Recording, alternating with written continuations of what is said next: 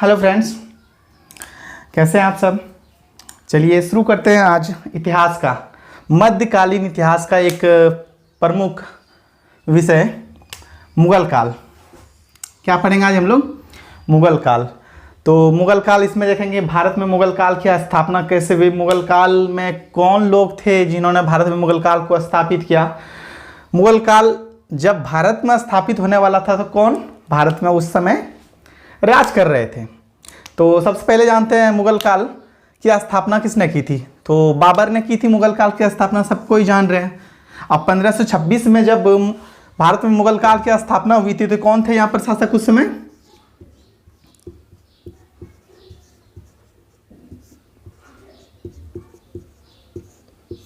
इब्राहिम लोदी, ये थे ना, इब्राहिम लोदी, लोदी वंश के अंतिम शासक। और इनके बारे में आगे पढ़ेंगे। इनके बारे में कहा जाता है कि इतिहास में पहले ऐसे शासक थे जो युद्ध के मैदान में मारे गए थे। तो चलिए देखते हैं बाबर ने कैसे शुरू किया मुगल काल, भारत में मुगल वंश की स्थापना कैसे की बाबर ने, इसके बारे में हम लोग जानते हैं। तो बाबर का पूरा नाम हम लोग जान लें सबसे पहले, क्योंकि लगभग बहुत सारे एग्जाम में पूछे जाते हैं ऐसे क्वेश्चन। तो बाबर का पूरा नाम जहीरुद्दीन मोहम्मद बाबर था। क्या नाम था? जहीरुद्दीन मोहम्मद बाबर। इनका जन्म कब हुआ था? बहुत ज़्यादा याद रखने वाली चीज़ है। 14 फरवरी 1483 ईस्वी को। 83 आपको याद रह जाएगा, विश्व कप इंडिया ने जीता था पहला विश्व कप, तो 83 याद रहेगा, ठीक है। और 14 फरवरी तो सबको याद रखेंगे, वैलेंटाइन डे, तो आपको याद रह जाएगा। जन्म कब हुआ था? 14 फरवरी 1483 को, ठीक है। पिता का नाम क्या था? उमर शेख मिर्जा। यहाँ देखिए कुछ किताबों में दो तरह की यहाँ पर आपको मिल जाएंगे, कहीं शेख मिर्जा, मिर्जा उमर शेख मिलेगा, कहीं उमर शेख मिर्जा। तो उमर शेख मिर्जा इसमें आप लोग कहीं कोई किंतु परंतु मत रखिएगा, ठीक है। माता का नाम कुतलुब निगार खानम था, ठीक है। अब देखिए यहाँ ये किस वंश थे? ये तैमूर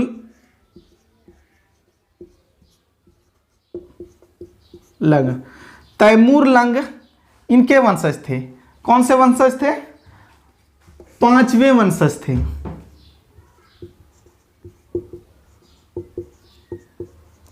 तैमूर लंग के 5वें वंशज। और ये कुतलुब निगार खानम, उसकी मम्मी किस वंश से थी? ये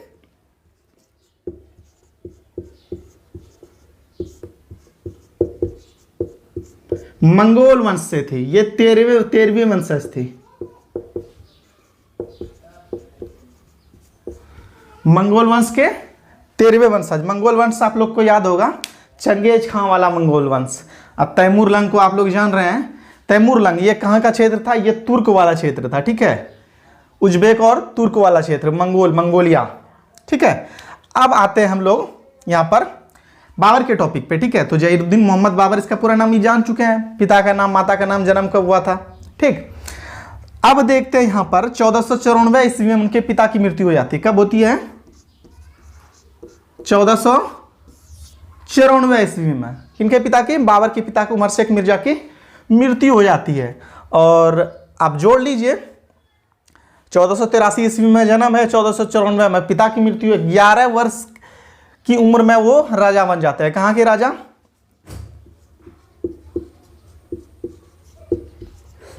समरकंद।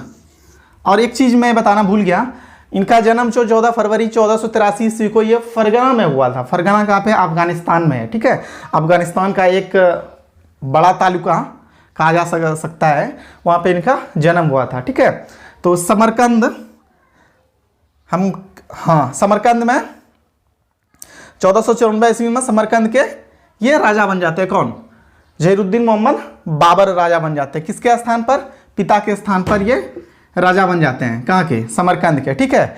अब 1494 ईस्वी में उज्बेक के शासक की नज़र इन पे पड़ती है। इनके चाचा भी खासे इनसे रूठे थे। उनको लगता था क्यों ना हमें गद्दी मिलती। उज्बेक के शासक का क्या नाम था?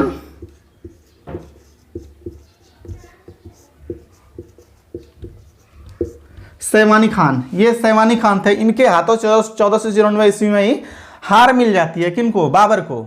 हार का सामना करना पड़ जाता है। बचपन से ही ये तुर्क वंशज से थे, तैमूर लंग से थे, तो तलवारबाजी, घुड़सवारी, हाथी से मार करना वगैरह वगैरह, मतलब बहुत तरह इन सब चीज़ों की प्रैक्टिस बहुत ज़्यादा क्या करते थे।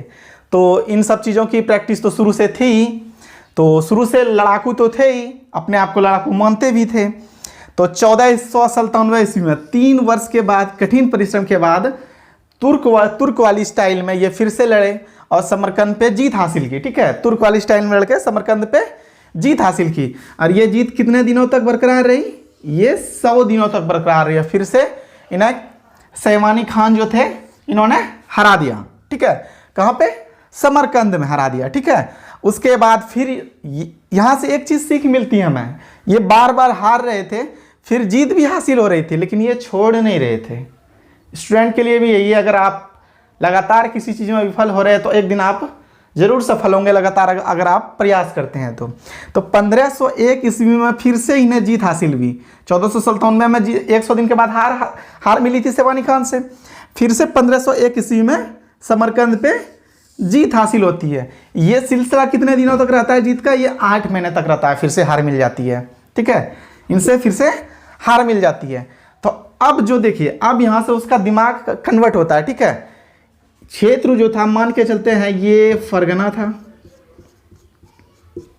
ठीक है, ये समरकंद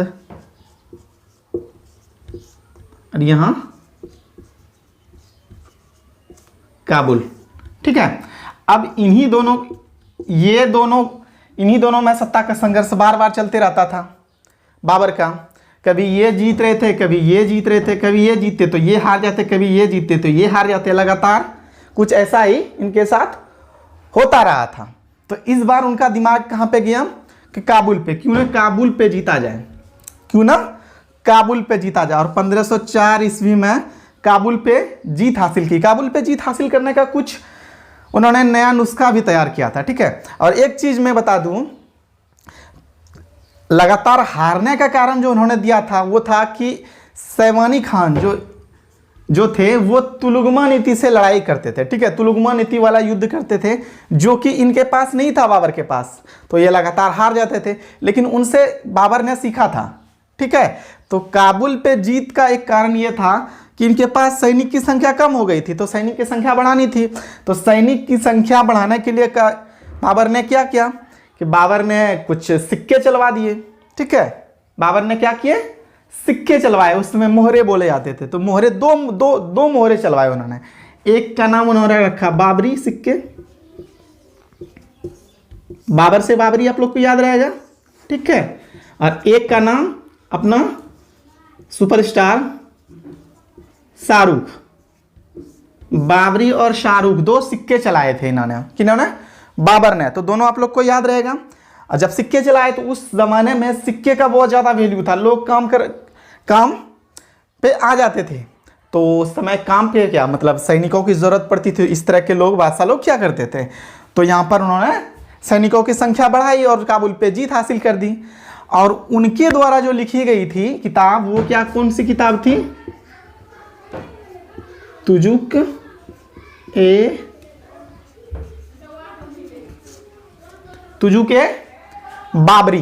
तुजुके बाबरी अपनी किताब में बाबरनामा ने उन्होंने लिखा था कि काबुल पे जीत मात्र 10 दिनों में हो गई थी। 10 दिन की मेहनत करनी पड़ी थी और काबुल पे जीत हासिल हो गई थी। ठीक है, अब काबुल तो जीत गए। ठीक है, उसके बाद 1507 ईस्वी में उन्होंने अपनी पादशाह की उपाधि धारण कर ली। पादशाह क्या होता है? एक बादशाह जिसको हम लोग बोलते हैं, उसका दूसरा नाम क्या है? पादशाह है। ठीक है, बादशाह का दूसरा नाम क्या है? पादशाह। अब पहले ऐसे वंशज थे जिन्होंने पादशाह की उपाधि धारण की। इससे पहले किस चीज की उपाधि धारण करते थे इनके परिवार वाले? वो मिर्जा की उपाधि धारण करते थे। तो पादशाह की उपाधि धारण की कब? 1507 ईस्वी में। अब इन्हें लगा कि हम मजबूत हो गए हैं, तो 1511 में फिर से हमला कर दिया। कहाँ पे? समरकंद पे हमला कर दिया फिर से। अब समरकंद पे हमला करके उन्होंने जीत भी हासिल कर ली। ठीक है, लेकिन कुछ समय बाद फिर से 1 साल के बाद फिर हार हो जाती है यहाँ पर समरकंद में। ठीक है, अब उन्होंने पूरा का पूरा इस क्षेत्र को छोड़ने का मन बना लिया। मन तो नहीं था, क्योंकि बाद में उन्होंने तुजुके बाबरी में लिखा था कि अगर हमें पूरे दुनिया में कोई सबसे खूबसूरत चीज़ है तो वो समरकंद है, अपनी खूबसूरत चीज को कैसे छोड़ सकते थे। उन्होंने बाद के लिए छोड़ा कि चलो आज हम यहाँ से हार गए हैं, बाद में बड़ी तैयारी के साथ आएंगे और जीतेंगे। तो उन्होंने बहुत सालों तक मेहनत की, तोप वगैरह का वहाँ लगातार उन्होंने उन चीज़ों पर मेहनत किया, घुड़सवारी वगैरह पे मेहनत किया। 1519 का साल आता है, ठीक है, कब का साल, 1519 का। अब इनको किन्होंने, बहुत लोगों ने वहाँ पर काबुल वगैरह में कहा कि भारत एक ऐसा देश है बगल में, अपने देश के बगल में भारत एक ऐसा देश है जहाँ जिसको सोने की लंका कहा जाता है, बहुत ज़्यादा वहाँ पर पैसे हैं, आप भारत जाओ वहाँ पर लड़ो, बहुत ज़्यादा मतलब पैसा वहाँ पर मिल जाएगा, ठीक है। तो ये वहाँ पर बॉर्डर जो क्षेत्र था भारत का पाकिस्तान में अभी पड़ता है, बाजोर और भेड़ा क्षेत्र, इन पे आक्रमण करते हैं, ठीक है। तो हार हो जाती है बाजोर और भेड़ा क्षेत्र में। किनकी हार होती है? बाबर की। दूसरा वार उनके द्वारा जो आक्रमण किया गया था ये पेशावर क्षेत्र में किया गया था। ये किनके साथ किया गया था? यूसुफजई प्रजाति के द्वारा किया गया था, ठीक है। यूसुफजई प्रजाति के द्वारा किया गया था इनके खिलाफ। और ये प्रजाति खासे लड़ाकू हुआ करते हैं, बहुत ज़्यादा लड़ाकू। मलाला यूसुफजई का अपना नाम सुना होगा, इसी प्रजाति से हुआ करती है, लेकिन वो लड़ाकू नहीं है।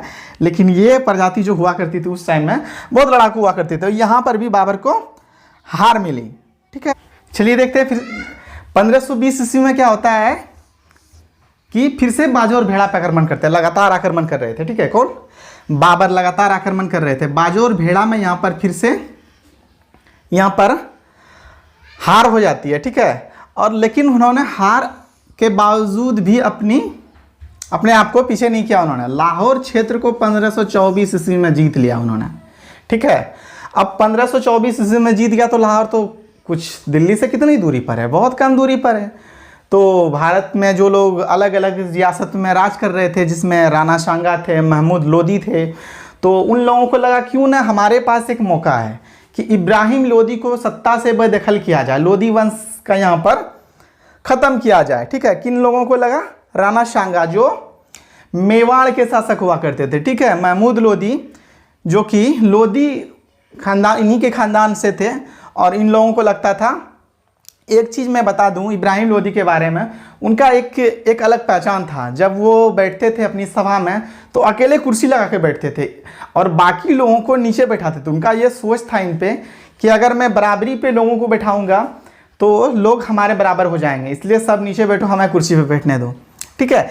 तो इन लोगों के द्वारा, राणा सांगा, ठीक है, और महमूद लोदी के द्वारा पत्र लिखा गया। किन्हें? बाबर को पत्र लिखा गया कि आप आइए हमारे यहाँ। इन लोगों को इनके बारे में पता चल गया था कि युद्ध नीति, इनकी जो युद्ध नीति है बहुत कुशल है, और कुशल नेतृत्व के कारण ही ये लगातार जीत रहे हैं और लाहौर क्षेत्र को भी इन्होंने जीत लिया, ठीक है। अब कुशल नेतृत्व के कारण इन लोगों ने लेटर लिखा कि आप हमारे यहाँ आइए, हमारे लिए लड़िए, ठीक है। किनके लिए? हम लोगों के लिए लड़िए। हम लोगों के लिए लड़िएगा तो दो चीज़ें होंगी, ठीक है। एक तो सत्ता हमारे पास रहेगी, ठीक है। दूसरी चीज़ क्या होगी?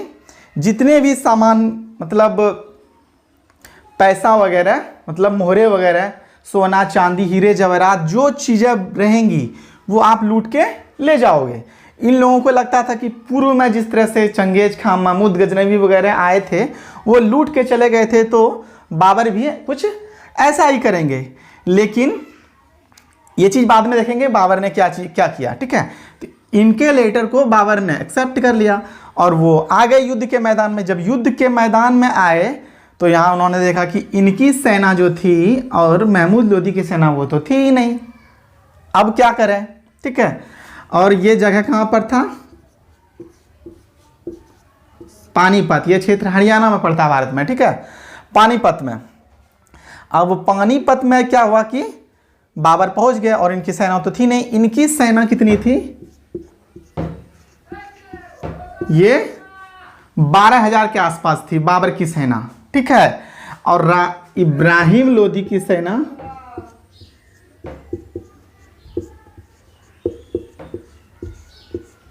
तकरीबन 1,25,000 के आसपास थी, ठीक है। अब देखिए इन दोनों में किस तरह से लड़ाई होगी। अब बाबर तो आ गए थे पूरी सेना लेकर, पीछे हटने का कोई सवाल था नहीं, ठीक है। तो बाबर ने सोचा उनकी जो युद्ध नीति थी वो कौन सी युद्ध नीति थी?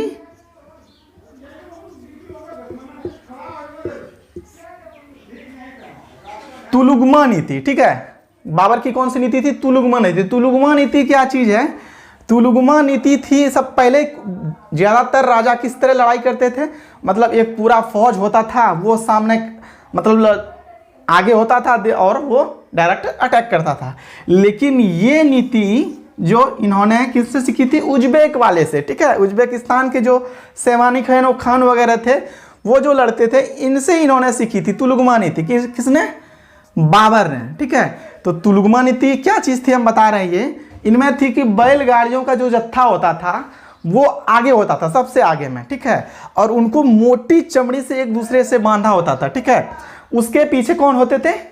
उसके पीछे तोपची वगैरह होते थे, तोप वगैरह, उनके पीछे हाथी वगैरह, और बीच का जो रास्ता होता था, इतना रास्ता होता था कि 2 घुड़सवार एक साथ निकल सके बाहर। ठीक है, अब इसमें क्या होता था कि सामने वाले को ये 1,25,000, मतलब इस सामने वाले को 12,000 दिखता नहीं था। ठीक है, ये तो अंदर रहता था। ठीक है, तो वो वार कैसे करते थे? इसमें तुलुगमा नीति के तहत इसमें एक टुकड़ी बनाई जाती थी। ठीक है, 10, 15, 20 ये अपना घुड़सवार निकलते थे और उनके पीछे तोपों से पहले अस्त व्यस्त कर दिया जाता था। एक चीज मैं बता दूं, तोप सबसे पहले भारत में तोप का इस्तेमाल इसी युद्ध में किया गया था, पानीपत का पहला युद्ध। ठीक है, यह 21 अप्रैल 1526 को हुआ था। ठीक है, तो तोप का पहला इस्तेमाल इसी में कौन? दो प्रमुख तोपची थे, उस्ताद अली और मुस्तफ़ा। ठीक है, तो तोप का इस्तेमाल होता था और 2 घुड़सवार उस तरह 2, 4, 8 की संख्या में एक टुकड़ी बनाकर निकलते थे और जितना वार करना होता था एक बार में क्षण से वार करके फिर आप वापस अपना जो उनका खेमा था वो अपने खेमे में चले आते थे। तो इस तरह की नीति जो अपनाई तुलुगमा नीति, सबसे पहले तो तोप का तो देखा नहीं था इन्होंने भारत में, इब्राहिम लोदी वगैरह की इन्होंने नहीं, तो तोप से इतने अस्त व्यस्त हो गए पानीपत के युद्ध में लोदी कि इनकी सेना बिखर गई और आपस में ही टकराव हो गया सेना का। और दोपहर होते होते स्थिति ये हुई कि इब्राहिम लोदी की हार हो गई। ठीक है, किनसे? बाबर से। कहाँ? 12,000 सैनिक लेकर आए थे और 1,25,000 सैनिक को तुलुगमा नीति से हराने में सफल हो गए और युद्ध के मैदान में मारे गए। इनके बारे में क्वेश्चन अगर कहीं पूछा जाए वो कौन से शासक है जो युद्ध के मैदान में मारे गए थे, तो एकदम बेझिझक इब्राहिम लोदी एकदम टिक कर देना है। ठीक है, अब तो 1526 ईस्वी में जीत गए। अब जीतने के बाद इसके बाद धीरे धीरे वो अपना यहाँ पर स्थान काबिज करने लगे। उन्होंने सोचा ये स्थान जो है भारत का, ये बहुत खूबसूरत, इतना अच्छा, हम वापस क्यों जाए, यहीं क्यों ना हम राजा और यहाँ एक बेहतर साम्राज्य का गठन किया जाए। ठीक है, अब राणा सांगा जो थे इन्होंने तो बुलाया था लेकिन इन्होंने भी तो धोखा दे दिया था। तो इन्होंने कहा ठीक है भाई, आप जीत गए हो, एक काम करो, आप जो सामान लेना है जितना लेना है लो और वापस अपने देश भाग जाओ। ठीक है, तो बाबर ने कहा नहीं, हमें तो यहाँ रहना, बाकी आपको हमसे लड़ना है तो लड़ लीजिए। ठीक है, हम जाने वाले यहाँ से है नहीं। और नतीजा क्या हुआ? 1527 ईस्वी में खानवा का युद्ध होता है और राणा सांगा से यहाँ पर लड़ाई होती है। तो कुछ एक लोगों का कहना है, इतिहासकारों का, कि राणा सांगा को यहाँ पर धोखा मिला था, अपने साथियों का ही धोखा मिला था, क्योंकि यहाँ पर भी सेना जो थी राणा सांगा की वो 1 लाख से ज़्यादा सेना थी। ठीक है, लेकिन इनके बावजूद भी यहाँ पर इनको हार मिली थी राणा सांगा को। तो 1527 में भी खानवा में युद्ध में जीत किसकी हुई? बाबर की हुई। तो अगला युद्ध 1528 में होता है, ये चंदेरी का युद्ध होता है। एक चीज मैं बता दूं यहाँ पर कि 1528 में शुरुआत में ही जनवरी फरवरी के महीने में ही राणा सांगा की मृत्यु हो जाती है। कुछ इतिहासकारों का कहना है इन्हें सेना द्वारा जहर देके मार डाला गया था। कुछ इतिहासकारों का मानना है कि इन्हें ये युद्ध में घायल हो गए थे और इनकी इलाज उतनी अच्छी नहीं हो पाई, इस वजह से ये मारे गए थे। और 1528 ईस्वी में हम देख रहे हैं चंदेरी का युद्ध, मेदिनी राय के बीच चंदेरी का युद्ध होता है। और बहुत ज़्यादा नहीं, ये आगरा के आसपास का क्षेत्र था और बहुत जल्दी इनकी हार हो जाती है और चंदेरी भी यहाँ पर बाबर जीत जाते हैं। ठीक है, और 1529 ईस्वी में घाघरा का युद्ध, घाघरा नदी के किनारे इसलिए इसका नाम घाघरा का युद्ध पड़ता है, ठीक है। और यहाँ देखिए लोधी वंश के बचे कुचे लोग फिर सामने सामने आ जाते हैं, लेकिन इतनी विशाल सेना बाबर धीरे धीरे बना चुके होते हैं कि युद्ध का असर उतना पड़ता ही नहीं और घाघरा के युद्ध में आसानी से जीत हासिल हो जाती है, ठीक है। अब देखिए क्या होता है, 1529 ईस्वी में जब 4 युद्ध लगातार जीत चुके होते हैं तो यहाँ पर हुमायूं, उनके बड़े बेटे, उनके 4 बेटे थे, ठीक है। नंबर 1 हुमायूं,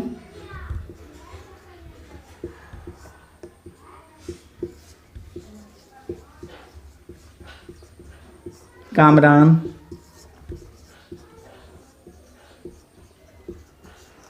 अक्सरी, हिंदाल।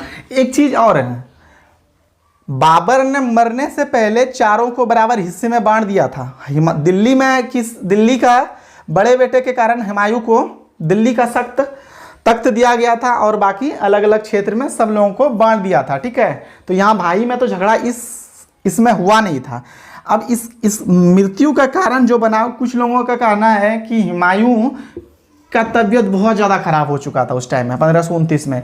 तो ये ऊपर वाले से दुआ करने लगे और करने लगे कि या अल्लाह मैं मेरे बेटे को सेहत दे दे, उसके बदले हमारी मृत्यु हो जाए, ठीक है। और जिस दिन से इनका सेहत लगना स्टार्ट हुआ, ठीक है, और इनका तबीयत खराब होना स्टार्ट हुआ और अंततः 1530 ईस्वी में मृत्यु हो जाती है। और इसे कहाँ दफनाया जाता है? आगरा के आराम बाग में। लेकिन इनका एक चीज़ था, शुरू में इन्होंने कहा था कि इन्हें समरकंद से ज़्यादा लगाव था, तो इन्होंने पहले ही कह दिया था कि हमें हो सके तो समरकंद में दफनाना। तो 1530 ईस्वी में मृत्यु हो गई और चौसा का जो युद्ध हुआ था उसमें शेरशाह सूरी विजय हुए थे। शेरशाह सूरी ने बाद में इन्हें समरकंद में दफनाया था। तो आज का चैप्टर शायद आप लोगों को पता कैसा लगा, आप लोग ज़रूर कमेंट बॉक्स में लिखेंगे और उम्मीद करेंगे कि आप लोगों को बेहतर ही लगा होगा। और जो लोग अब तक हमारे चैनल को सब्सक्राइब नहीं किए हैं प्लीज़ सब्सक्राइब करें, और हमें इनसे ही आप लोगों से इंस्पिरेशन मिलती है, इसलिए प्लीज़ देखें और नोट्स, एक छोटा नोट्स ज़रूर बनाएं। शुक्रिया।